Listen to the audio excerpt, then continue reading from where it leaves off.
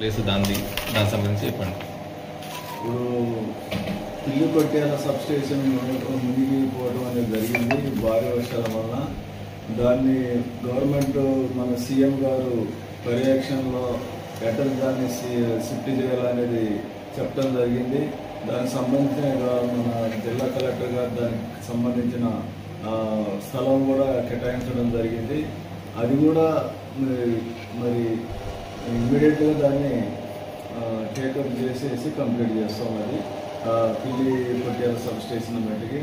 తర్వాత మనకి అదేవిధంగా 26 నుంచి 30 నుంచి కురిసిన భారీ వర్షాల వల్ల మరి మన మెదక్ జిల్లాలో అన్ని 150 గ్రామాలు అర్ధరాత్రి మొత్తం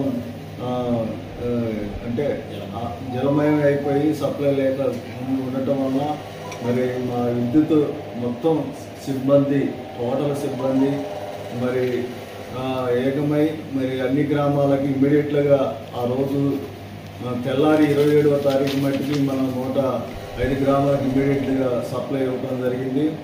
దాని తర్వాత ఇంకా ఈ వర్షం ఎక్కువ అంటే వాగులు ప్రవాహం ఎక్కువ ఉండటం వల్ల మిగతా ఒక 5 గ్రామాలకి ఇమ్మీడియట్గా ఆ రోజు ఇవ్వలేకపోయినాము.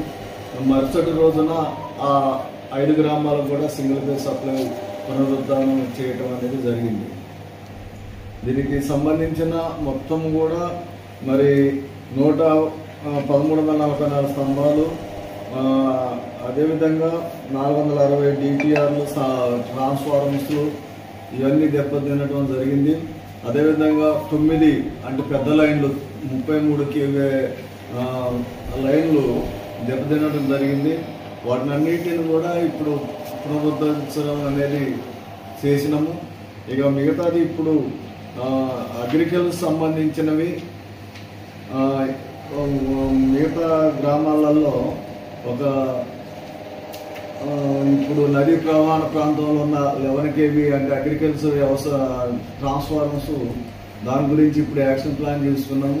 అవి కూడా ఈ 2 రోజుల్లో అవి అందరికీ కూడా పునరుద్ధరించడం జరగటం అనేది యాక్షన్ ప్లాన్ తయారు చేస్తున్నాం.